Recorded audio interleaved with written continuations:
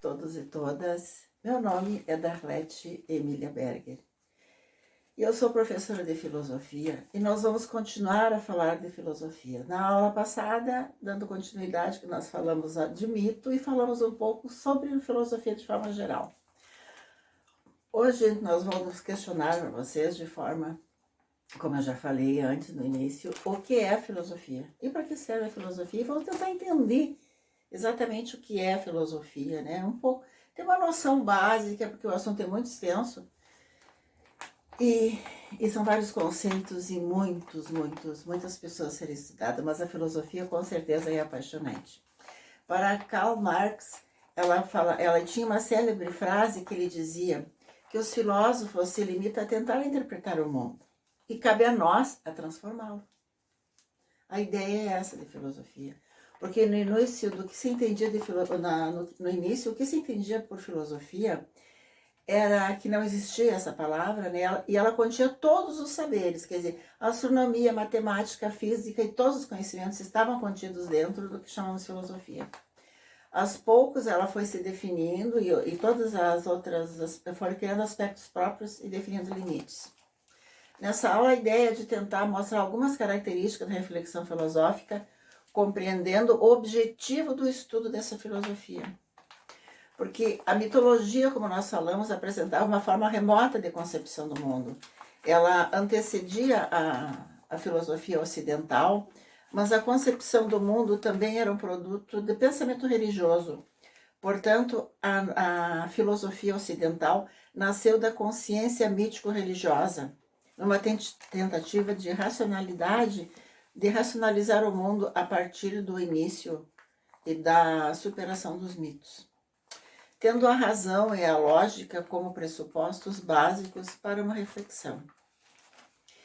Aí a gente pergunta, se questiona, e quando começa a filosofia?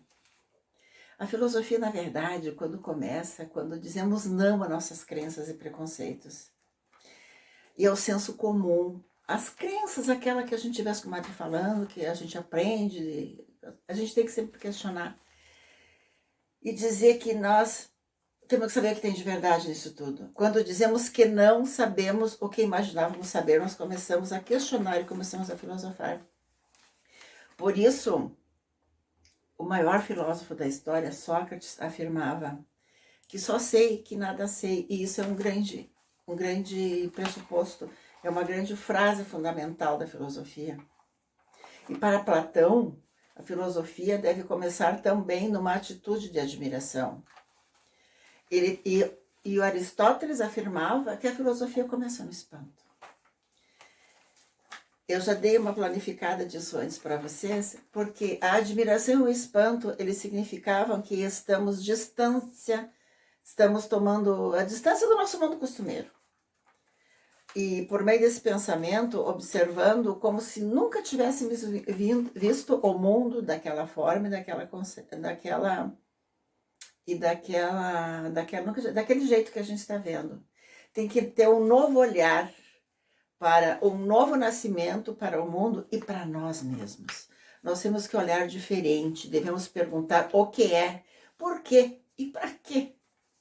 E como é o mundo? E também perguntar o que somos e por que somos assim e como somos. Afinal, o que é uma reflexão filosófica? É isso. Significa um movimento em torno da gente mesmo. Uma reflexão filosófica é um movimento em torno da própria reflexão filosófica, em torno desse pensamento por si mesmo. Ele faz interrogações e ele se volta para si mesmo. A reflexão filosófica tem 3 grandes conjuntos de pergunta. O que é o pensar e o agir?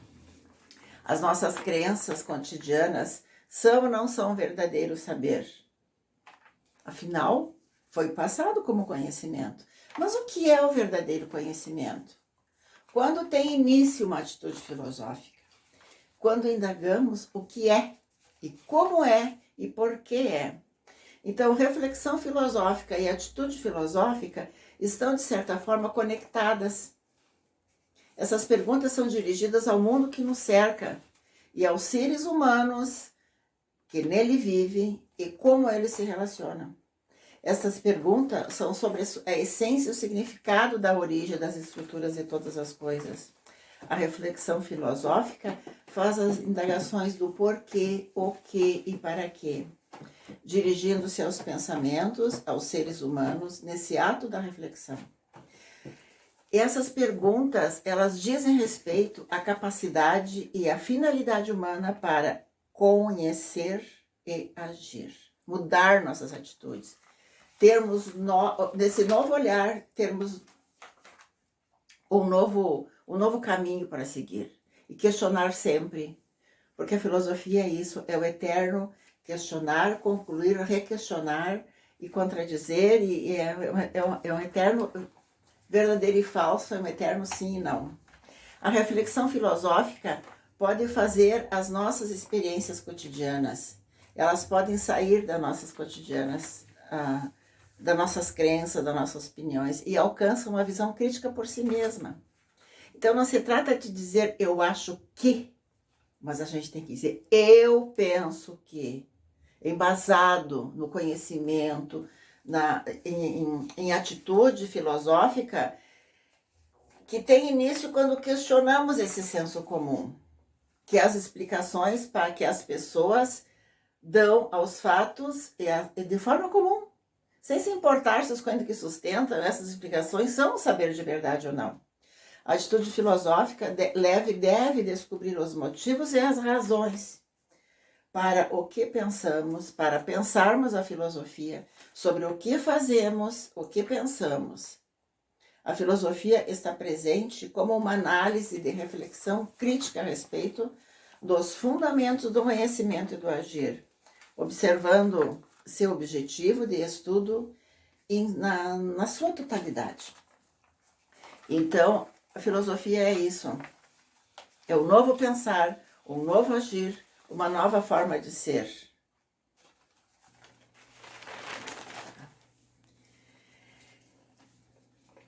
Por isso que dizemos que usamos parâmetro de razão e lógica, porque a filosofia trabalha com a natureza dos problemas filosóficos, dos problemas conceituais, dos problemas do raciocínio filosófico e da verificação, para uma verificação no final. O problema filosófico é um escopo amplo, diverso, de vários assuntos. Ele pode falar de ética, de moral, de política, ele pode ser assunto social, o que você imaginar, é um amplo campo. Para os problemas conceituais, para chegar a essa conclusão, não tem como se colocar num laboratório para resolver. Você tem que usar todos os argumentos que você encontra, a partir do seu questionamento, as discussões que vão chegando, para você chegar, enfim, num raciocínio filosófico.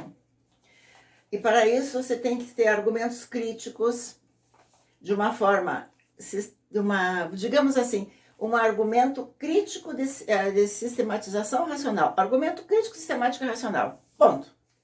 Porque não há como tu colocar isso no computador. Tu não pode pegar tudo isso que tu conseguiu e colocar no computador. A verificação vai ser com conversas, com debates e argumentos, que são as ferramentas. Que eu já falei inicialmente, ferramentas são diálogo e linguagem. Daí dizemos que as ferramentas principais são essas. E o formato da argumentação é que vai levar ao certo e ao errado, ao verdadeiro e ao falso. Porque a filosofia busca muito esses conceitos de valores, né? E a filosofia tem áreas que provavelmente a gente vai falar mais nas próximas aulas, que são a área da metafísica, da epistemologia, da moral, da estética, da lógica. E a própria filosofia é abrangente. Ela tem filosofia da ciência, filosofia das artes, filosofia da política. É uma abrangência. É maravilhosa o estudo da filosofia. E para tanto, eu só vou dar uma pincelada dizendo que a metafísica estuda os problemas, a propriedade e o porquê dela. A epistemologia, ó, eu coloquei aqui para vocês terem uma noção, ó. A metafísica estuda a natureza básica da realidade, com a propriedade e o porquê dessa propriedade.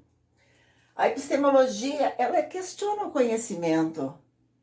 E a moral e a ética questiona os porquês disso tudo, se é certo, se é errado, se é verdadeiro ou falso. E a lógica é que faz as conclusões, porque é tudo feito através de um estudo lógico, baseado na razão, da estudo lógico com argumentos embasados, com argumentos sólidos. Porque, enfim, tentamos buscar a verdade e as informações que temos são amplas, mas são mentais. Como eu falei, elas são conceituais. A lógica tem um bom campo de conclusão, usando investigação intelectual crítica, sem dogmas, ou senso comum, ou seja, como eu falei antes, sem as histórias e sem as lendas que a gente conhece. Busca a verdade, pensando as informações, peneirando essas informações, selecionando argumentos para identificar o elemento verdade. Até que alguém venha e questione, e passa novamente a fazer novos estudos, e assim é a filosofia. E assim é filosofar, assim se começa a filosofar. As nossas experiências nem sempre vão ser uma atitude, ou dão um resultado, ou são uma atitude filosófica. Mas nós podemos, a partir delas, começar a nos basear e a nos questionar. Uma atitude filosófica, uma ação filosófica.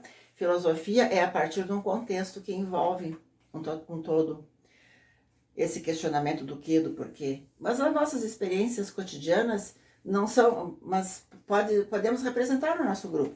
Questionar dos nossos grupos. O social, o político, o religioso, os conhecimentos.